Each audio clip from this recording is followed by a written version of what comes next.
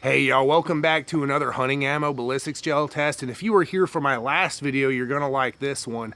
We're gonna be shooting some more North Fork bullets. This is gonna be a 4-video series. This is the second video in the series.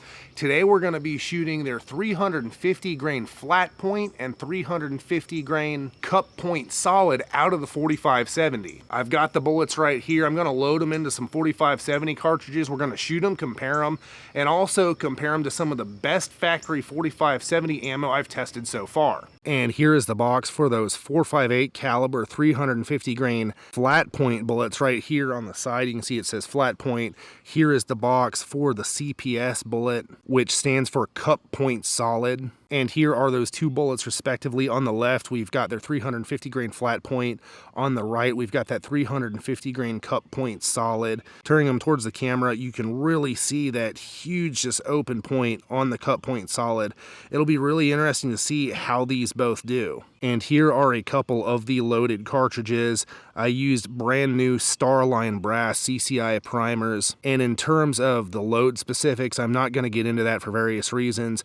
But what I did is I tried to load a nice stout hunting load with the 350 grain flat point, sort of 75% of the way to the hottest end, easily replicable. And for the cup point solid, I actually had quite a bit of difficulty finding load data for bullets like this. So I did load this one rather mild. It'll be interesting to see how they do. Let's go shoot them. And I almost forgot, here's a little flyer that came with the bullets when I got them. Flipping it over, you can stop, pause, and read that if you'd like. It's just sort of the story of North Fork bullets. But what I wanted to show you is it shows you all their different bullet types here. And we're going to be shooting the flat point here, so we'll read that. It's our SS bullet with a flat top to ensure safe functioning in tubular magazine. So basically the same as their semi-Spitzer, basically a lead and copper bonded bullet, except flat point for tubular magazines. And then, really interesting, their cup point solid. So we'll read this. Performance like no other bullet, we created a uniquely expanding solid that expands up to 2/3 of caliber size and creates a wound channel 3 to 5 times wider than caliber, penetrating like a solid. So it'll actually be really interesting to see if I can even capture these bullets in the ballistics gel. I'm going to be stacking 4 blocks deep to try and capture these ones. I assume we're going to see some really deep penetration.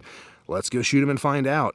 And the test rifle today is my Marlin 1895 Trapper. It has a 16-inch barrel up top. I've got a Leupold VX3i 1.5 to 5 power scope.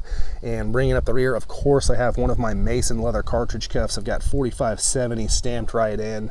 Check out my website, masonleather.com. I would absolutely love to make you one. And coming over to the other side, I've got to show you, I've got my wild boar design. We'll be taking 3 shots from 100 yards, firing into 10% ballistics gel that has been calibrated to meet the FBI's ballistics testing protocol. And while ballistics gel isn't an exact proxy for big game, it does provide a repeatable medium through which to test various bullets and ammo against each other. After the shots, we'll examine bullet expansion, weight retention, penetration, and velocity. My goal is to provide hunters like you and I with the most objective information possible to help us make the best choice for our particular hunting situation. The ballistics gel in this video has been sourced from Clear Ballistics. You can find a link in the description. So let's go ahead and shoot it.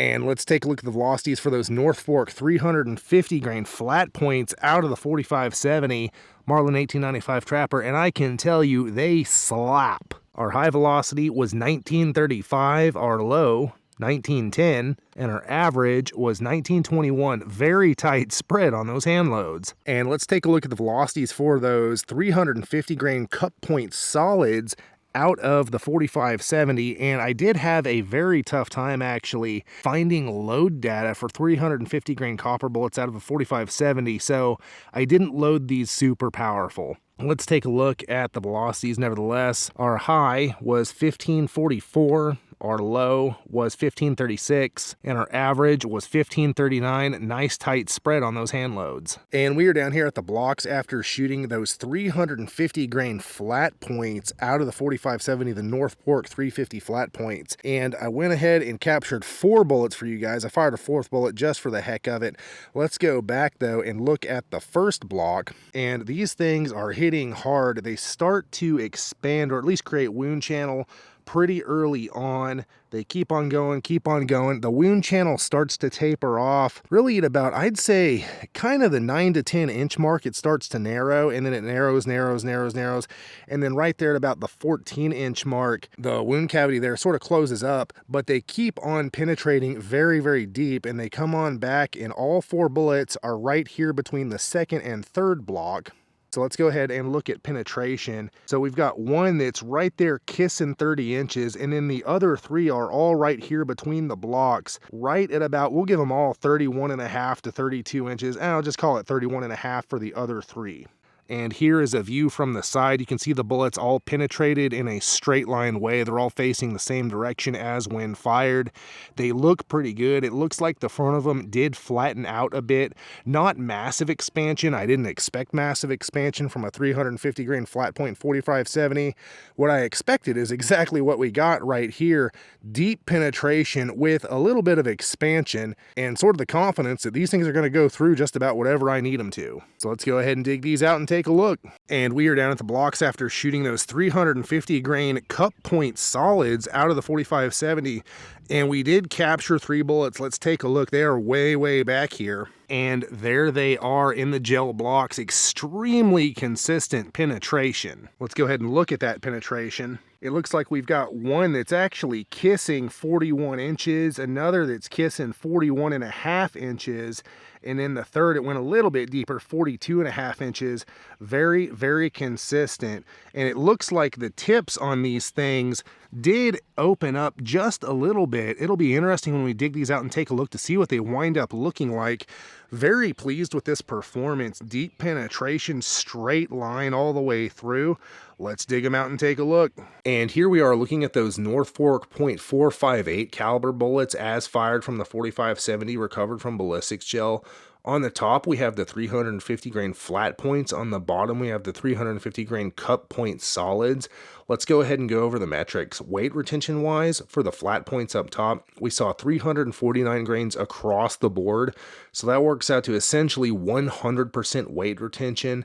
Absolutely phenomenal. And for the cup point solids, same thing, 350 grains across the board. So, true, absolutely 100% weight retention for those. Phenomenal performance from both bullets. And onto expansion for the flat points, we saw 0.67, 0.68, and 0.69 inches respectively for an average of 0.68 inches. And that works out to 1.5x expansion. And yeah, I did recover 4 bullets of the flat points, but the 4th bullet was the same as these other ones. The range is so tight. I'm not showing it in here to clutter up the camera frame here. And for what these bullets are, a 350 grain flat point from a 4570 at pretty stout velocity, we'll talk about that in a second, I wouldn't really expect anything more than about 1.5, 1.6x expansion for what these bullets are.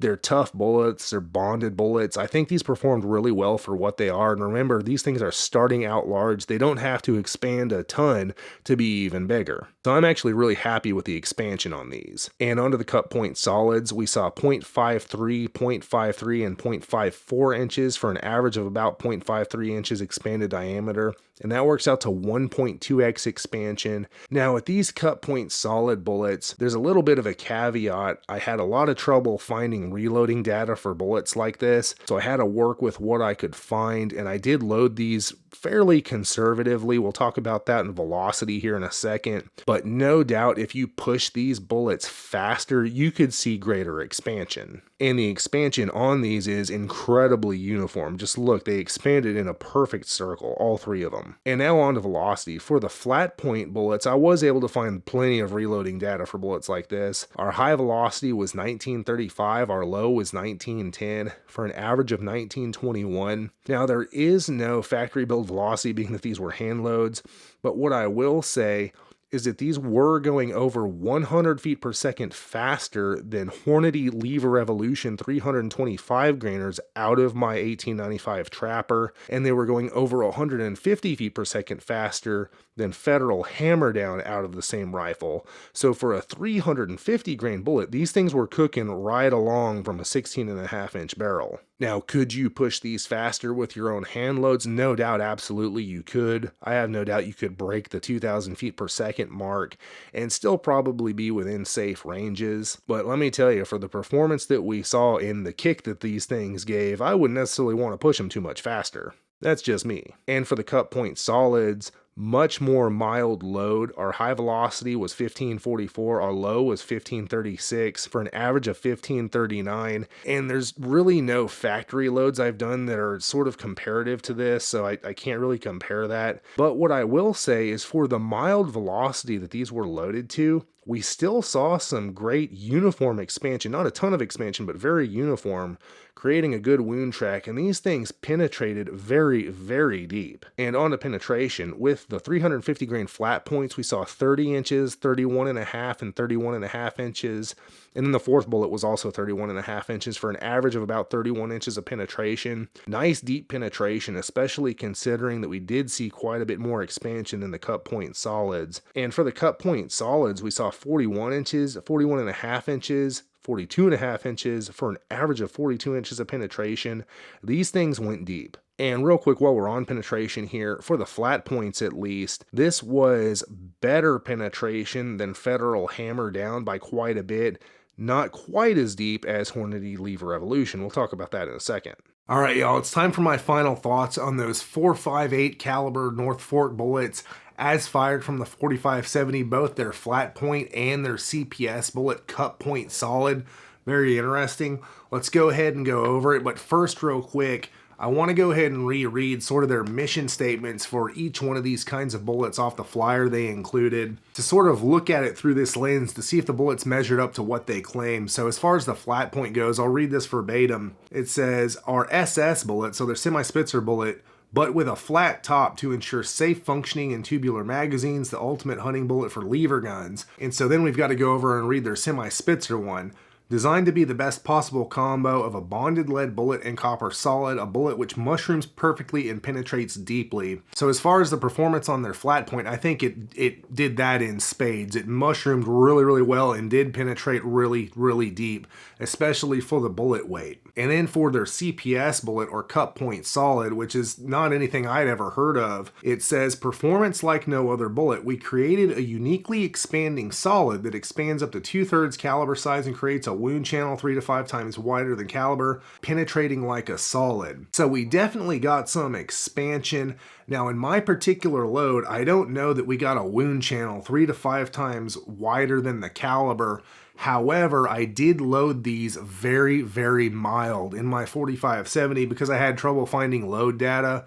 We only attained, 1,539 feet per second on average. Had you driven these substantially faster, which I think they're probably meant for, something more along the lines of 1,900 feet per second or even more in a 4570, I think you definitely see a bigger wound channel. So now on to the metrics of each bullet. Both did really well. Both were 350 grains. The flat point, 100% weight retention, 1.5x expansion, which I think is pretty good out of a 4570, especially for a 350 grain bullet that's not a hollow point or anything like that. Penetration was deep, 31 inches. And I said earlier, I want to compare these to some of the better performing, or at least most comparable factory loads I've tested, which I can actually do with 4570 since I've done quite a few 4570 factory loads. So for this 350 grain flat point load, I'm going to compare it to two. I'm comparing it to the Hornady Lever Evolution 325 grain flex tip load and also the Federal Hammer Down 300 grain load. So for the Lever Evolution, this load I put together, this hand load with these North Fork bullets,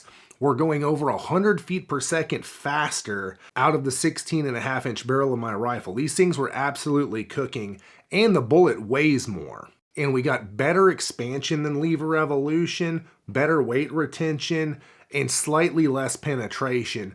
But remember, there's always a trade-off. With the better expansion came the less penetration. The lever evolution didn't expand quite as much, it penetrated deeper. It only makes sense. Overall, I like these particular hand loads with this bullet more than lever evolution. I think it surpasses it in performance. And then comparing to the Federal hammer down, these things were going over 150 feet per second faster than the 300 grain bullet out of the hammer down at 50 grains heavier. We had a bit less expansion, but much deeper penetration. And again, for certain reasons, I'm not going to go over the specifics of my hand loads. Rest assured, they would be very easily duplicated if you were to look into it and try to do it. They aren't at the top end, they aren't the hottest thing ever, they're definitely not the weakest thing ever. You could easily roll your own if you set your mind to it. So all in all, excellent performance from the 350 grain flat point. I really like these things. And then onto the 350 grain cup point solid. There's not really a factory load to compare this stuff to. It's a very unique bullet, and so we kind of have to look at this as sort of a standalone thing. 100% weight retention, 1.2x expansion, but remember, these were loaded very mild. If you were to push these closer to the velocities I got with a 350 grain flat point, I think you'd see quite a bit more expansion.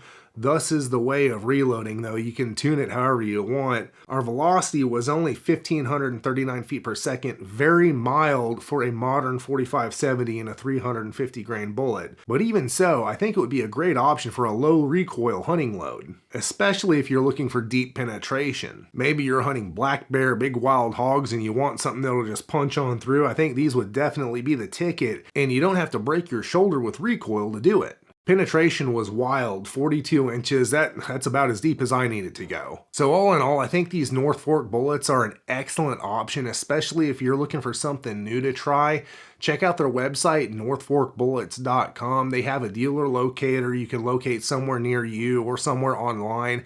Place an order, you can get you some and roll your own. And check out my website, masonleather.com, and get yourself some leather gear handmade by me just for you. I've been handcrafting leather gear for hunters for over a decade, and I would love to make you something. And there are hundreds of reviews on my website, so you can see what real hunters have to say about their Mason leather gear. And also tons of photos showing all the customizable options, including name, initial, and caliber stamping, as well as wild game designs and more. Everything is handmade by me right here in the USA. I would love to be a part of your hunt through my leather gear. And it helps support this channel, so I can bring you more hunting ammo ballistics gel tests, and lots of other cool stuff in the future. The link will be in the video description and the pinned comment, or you can just type masonleather.com into your web browser, and click one of these cards for more hunting ammo ballistics gel tests.